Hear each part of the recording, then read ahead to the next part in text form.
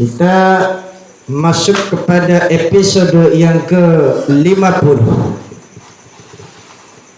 Dalam episode ini kemarin kita sudah sedikit bahas bahwasanya kita harus mengisi di dalam hari-hari kita dengan tambah iman, tambah ketaatan kepada Allah Subhanahu wa ta'ala. Waliqari'in walihafidin yatakhallaqu bimahasini syimir radiyati mukammilah.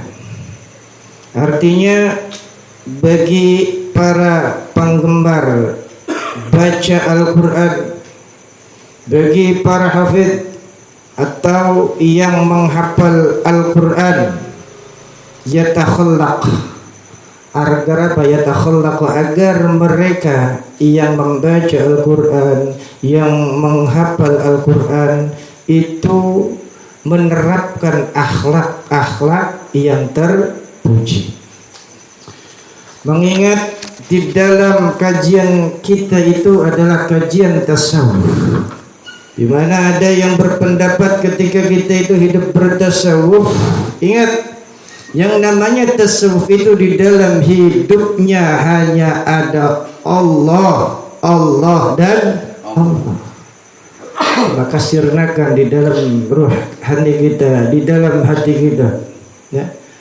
Selain Allah tidak boleh masuk, hanya Allah yang masuk kepada hati kita, kepada ruhani kita.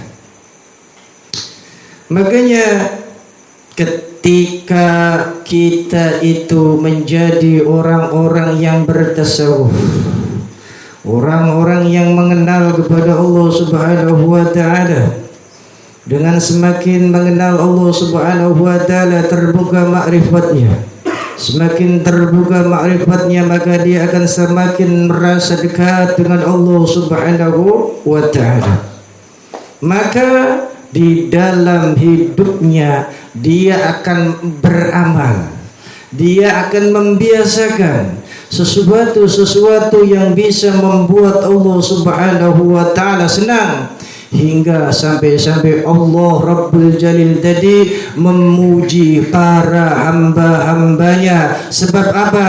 Dia itu menerapkan ketaatan, dia itu membiasakan sesuatu yang membuat Allah Subhanahu wa ta'ala ridho, hingga Allah Subhanahu wa ta'ala memujinya, sebagaimana Allah Subhanahu wa ta'ala memuji kekasihnya, wa innaka la'ala khuluqin azim. Sungguhnya engkau Nabi Muhammad SAW ada kepribadian akhlak yang sangat luar biasa.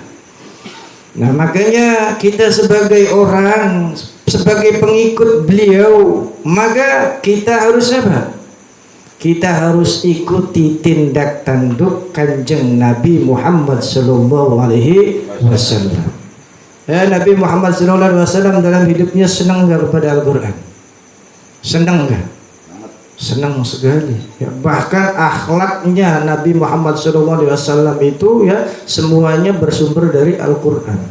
Bahkan istrinya itu mengatakan Nabi Muhammad SAW itu laksana daripada Al-Quran yang berjalan. Nah, ketika Nabi Muhammad SAW itu senang dengan Al-Quran, maka Nabi Muhammad itu menghiasi di dalam hidupnya dengan apa? Membaca Al-Quran. Bukan hanya membaca, tapi juga beliau menghafal Al-Quran semuanya. Semua wahyu Allah Subhanahu wa ta'ala, satu kali dia dengar, satu kali dia perhatikan, langsung pada saat itu juga langsung hafal. Nah, itu Rasulullah SAW. Nah, kita minimal di dalam hidup ini apa? Peganglah Al-Quran. Muslimin gawa bi Al-Quran. Sing bener digawa. Pegang Al-Quran. Kenceng-kenceng Jangan lepas daripada Al-Quran. Karena kemarin sudah kita bahas betapa Hebatnya Al-Quran itu bisa menjadi penawar obat bagi hati kita. Ya, hati kita kemarinnya yang sakit, kemarin yang rusak, kemarin hati kita yang kotor, bisa itu disembuhkan, bisa dibersihkan, bisa diberesi dengan Al-Quran.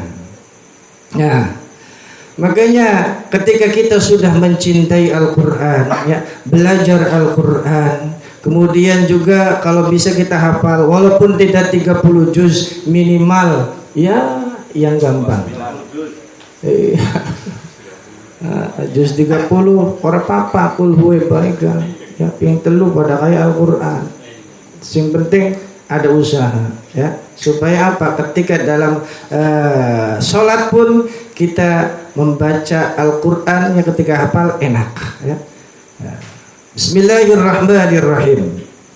Nah, jadi kita ketika sudah senang kepada Al-Quran, maka apa? Kita terapkan, ya, kebiasaan akhlak-akhlak yang super bagus, yaitu dengan akhlak yang nanti bisa kita itu terpuji di hadapan Allah Subhanahu wa taala, diagungkan oleh Allah Subhanahu wa taala sebagaimana Rasulullah sallallahu alaihi wasallam itu mencontohkan di dalam kehidupan sehari-harinya.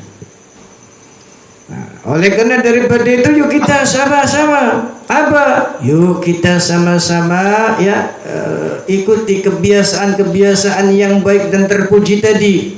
Seperti apa yang sudah dibahas, ya, kemarin.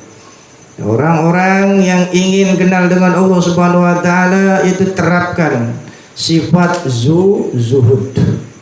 Nah, sifat zuhud ini, ya, untuk orang yang gemar Al-Quran, ya, senang Al-Quran, ya, penting sekali laksana kalau seandainya Al-Quran itu berpasangan dengan akhlak yang super biasa. Nah, yang namanya kita itu hidup, ya, bersifat zuhud pun sama pentingnya seperti itu. Nah, kembali lagi, yang namanya zuhud kemarin apa? Ya, sambil agak-agak mengulang. Apa zuhud?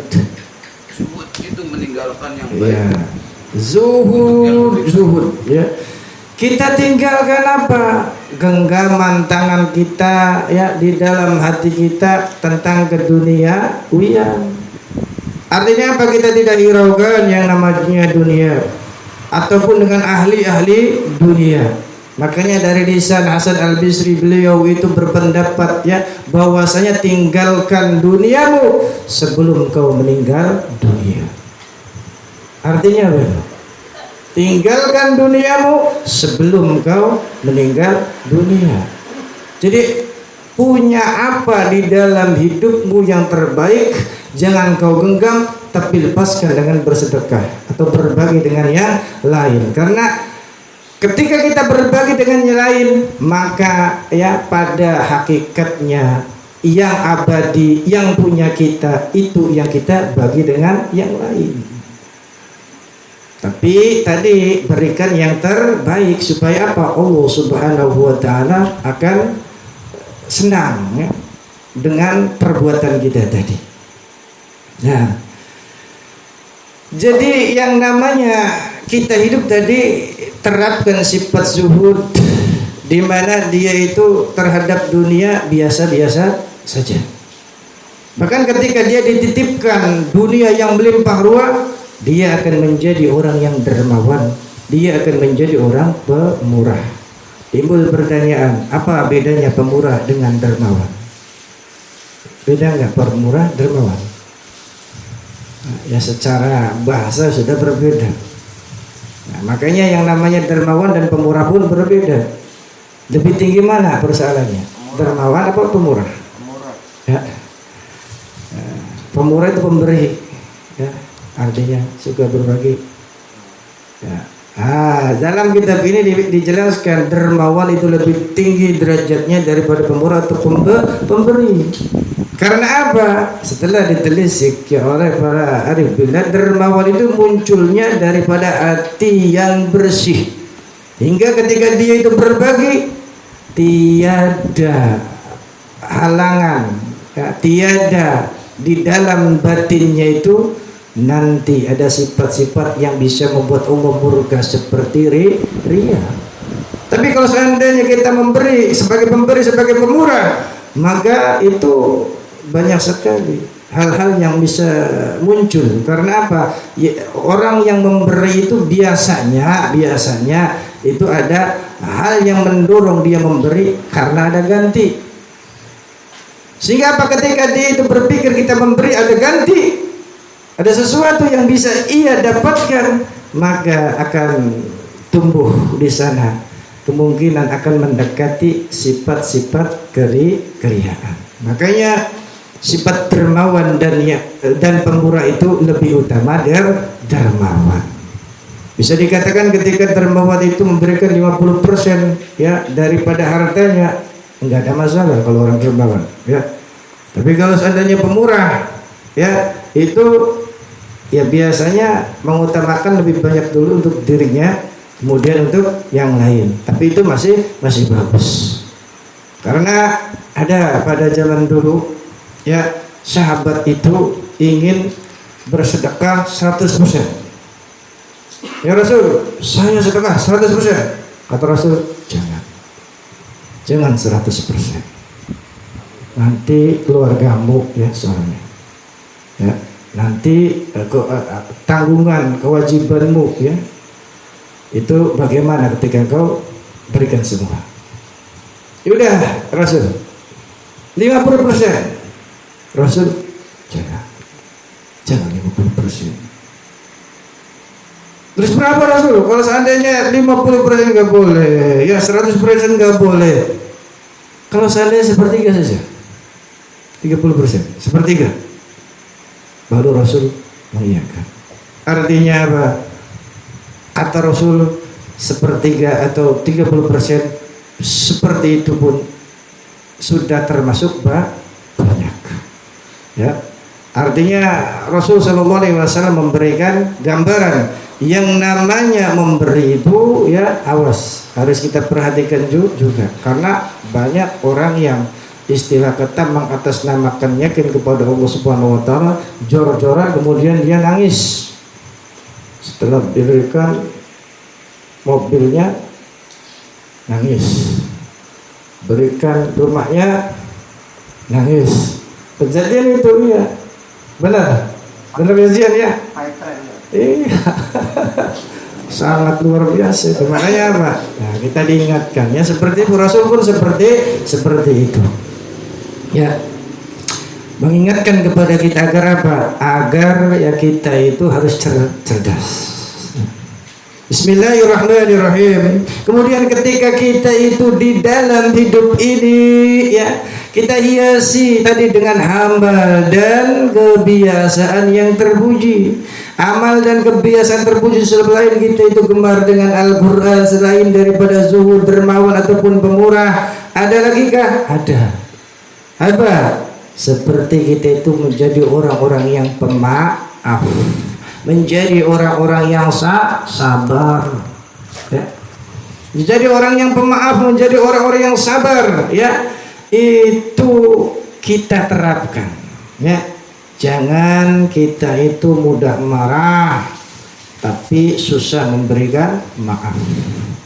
Jangan kita itu menjadi orang-orang yang pengennya cepat, instan, tapi kita apa? Jadilah sabar. Karena Allah pun sendiri di dalamnya sifatnya itu ada halim. Dia itu maha sabar. Kemudian sabur, maha sabar pula. Artinya apa? Halim dan sabarnya Allah Subhanahu wa Ta'ala. Allah saja tidak cepat-cepat memberikan daripada murkanya ataupun hukumannya kepada orang-orang yang berbuat dosa. Coba kalau seandainya sekali dosa langsung hantam sama Allah, sekali dosa langsung berikan azabnya oleh Allah Subhanahu wa Ta'ala, habis kita. Makanya Allah Subhanahu wa Ta'ala itu maha sabar. Berikan dulu kesempatan dia untuk apa? Untuk bertobat. Nah, kalau seandainya itu dia itu dosa, menumpuk dosa, dan pada saat terakhir dia itu bertobat, insya Allah Allah maha pengampun ya, nanti akan dimaafkan segala dosa-dosanya. Nah, itulah Allah SWT. Dan kita pun ya ketika hidup di dunia ini wajib terapkan ya, pemaaf dan sabar. Sabar ketika beribadah, sabar ketika itu kita lagi dapat ujian, sabar ketika kita dapat sakit, sabar ketika kita tidak punya, enak kalau seadanya sabar. Ya, artinya apa sabar? Mampu kita betah kepada sesuatu yang sangat tidak diinginkan. Itu adalah sabar.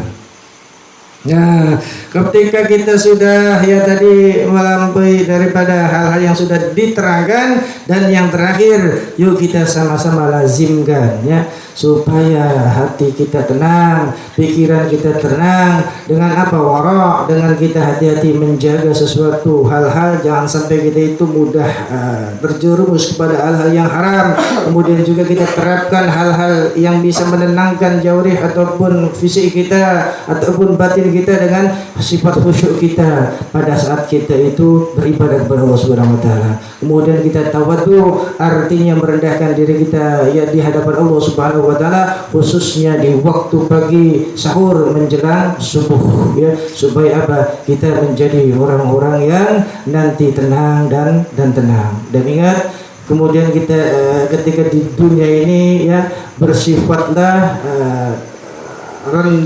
rendah hati ya, bukan rendah diri ya, baik kepada Allah, baik kepada Rasul ataupun kepada ulul amri kita, pemimpin kita atau ulama-ulama kita, supaya kita menjadi orang-orang yang disukai oleh Allah Subhanahu wa taala dengan sifat-sifat yang kita terapkan ya pada kehidupan kita, yakni ya tadi ya, ada zuhudnya, ada dermawannya, murah, kemudian juga kita pemaaf, sabar, kemudian kita wara ya, hati-hati kepada hal-hal yang haram, kemudian kita khusyuk dan kita tawadhu. Insyaallah kalau kita bisa terapkan dalam kehidupan ini, kita menjadi orang yang benar-benar bertasawuf, artinya orang-orang yang bisa membersihkan mulai dari batin kita, sehingga tumbuhlah daripada akhlak-akhlak terpuji yang disenangi oleh Allah Subhanahu wa taala. Wallahu a'lam bishawab.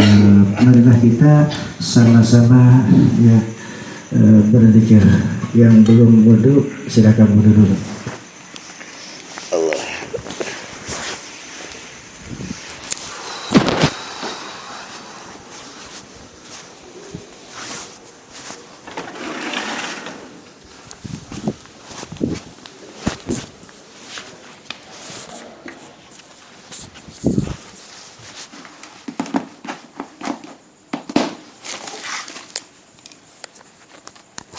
Hmm.